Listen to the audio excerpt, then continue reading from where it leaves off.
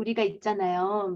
화가 없는 사람이 없어요. 그런데 우리가 화에 대해서 그렇다고 배워본 적이 없어요. 여러분 주변에 한번 보세요.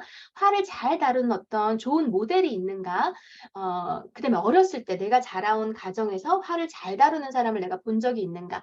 저는 제 개인적인 백그라운드를 말씀을 드렸지만 저희 아빠는 폭발하셨고 엄마는 참으셨어요. 엄마도 얼마나 화가 많으셨겠어요. 그런데 참았어요. 괜히 분란 일으키지 않으려고. 근데 둘 다 사실 건강하지 않는 건데 우리가 주변에 좋은 모델을 배우고 그 모델들에게서 "화를 이렇게 하는 거야. 다루는 거야." 배우지 않으면 지금 우리가 비록 몸은 어른이 되었고 부모가 되었고 사회생활을 하고 있지만 내 마음을 내 화를 건강하게 다루지를 못해요.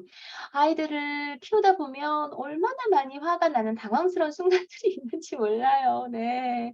저희 쌍둥이니까 두 배로 동시에 이러면요 정말 미치고 팔짝 뛰어요. 근데 사실은 요게 인제 그래도 사진이 남아 있는 것은 그래도 제가 사진 찍을 정신이라도 있었던 거. 정말 화나는 순간에는 우리가 사진도 못 찍죠. 제가 첫째 아이를 키울 때만 해도 제가 육아를 잘하는 줄 알았어요. 그런데 그리고 인제 자신감 있게 제가 두 권의 책을 썼죠. "엄마들 자기 시간 가지세요."가 하루 한 시간 엄마의 시간이고요. 엄마의 화코칭에 제가 전달한 메시지는 "엄마가 화나는 거 되게 자연스러운데 화를 내지 말고 요렇게 말해 보세요." 인제 요거 가르쳐 드리는 거였거든요. 근데 제가 이제 쌍둥이가 태어나고 나서는 와 진짜 이렇게 막 욕이 나오는 순간들이 한두 번이 아닌 거예요. 너무 멘탈이 막 바닥을 치고 더군다나 저는 이제 일까지 같이 병행하다 보니까 이게 너무나 위태로운 순간들 막 괴로운 순간들이 많이 생기더라고요.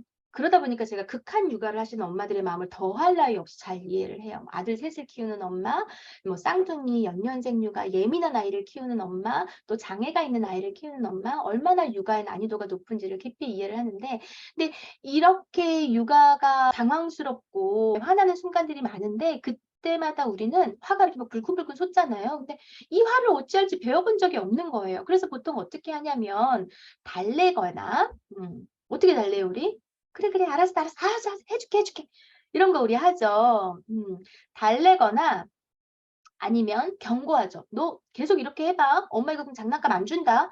너 우리 여기 다시 안 놀러 온다." 우리 이런 거 하잖아요.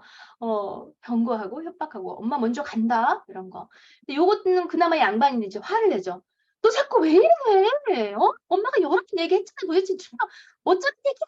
이러면서 막 우리가 이 잔존에서부터 밀려오는 소리를 아이한테 인제 막 쏟아붓죠. 네.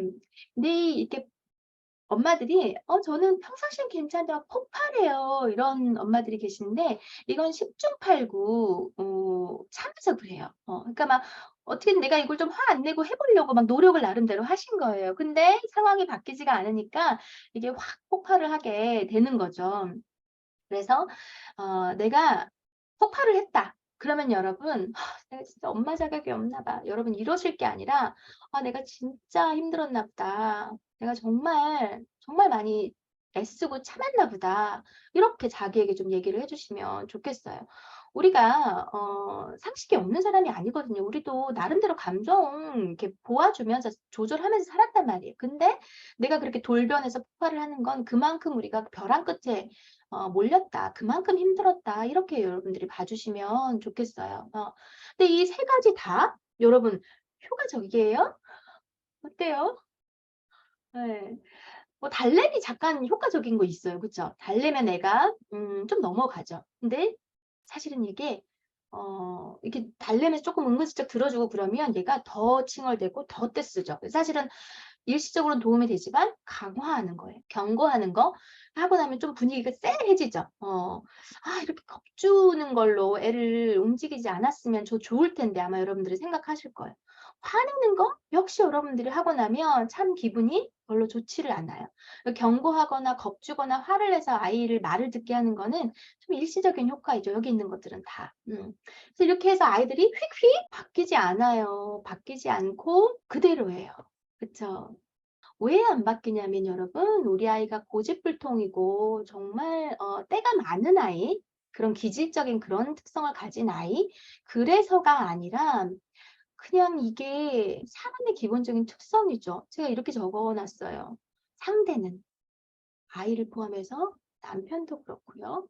우리 친정엄마도 그렇고요. 내 기대대로 바뀌지 않아요. 왜냐면 그 사람은 그 사람만의 고유한 감정, 생각, 욕구가 있는 하나의 개별적인 인격체잖아요. 내가 내 뜻대로 조물조물할 수가 없는 거죠.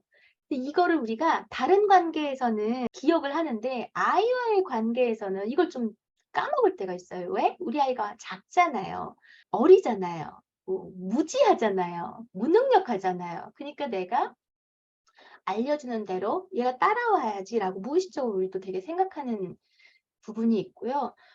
또 하나는 내가 사랑하니까. 사랑하니까 내가 이 사랑하는 마음에서 아이에게 해주는 거기 때문에 우리 아이가 받아야 돼.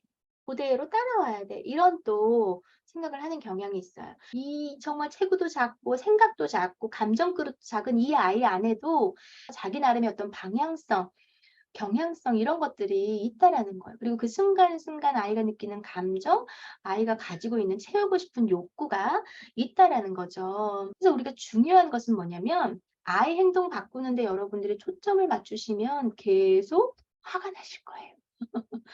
계속 화가 나실 거예요.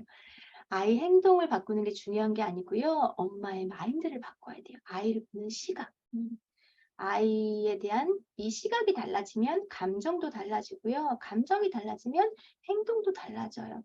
사실 아이한테 화내지 말고 이렇게 이렇게 말하세요를 제가 다 알려드릴 수도 있지만 여러분들이 마인드가 변하지 않고서는 아이를 보는 시각 자체가 변하지 않고서는 그 말만 앵무새처럼 읊조리는 것은 오래가지를 못해요. 감정 노동이 될 수가 있어요. 그래서 오늘 저는 이 강의가 여러분들의 마인드를 바꾸는데 최대한 좀 초점을 맞춰서 강의를 구성을 해 가지고 왔어요.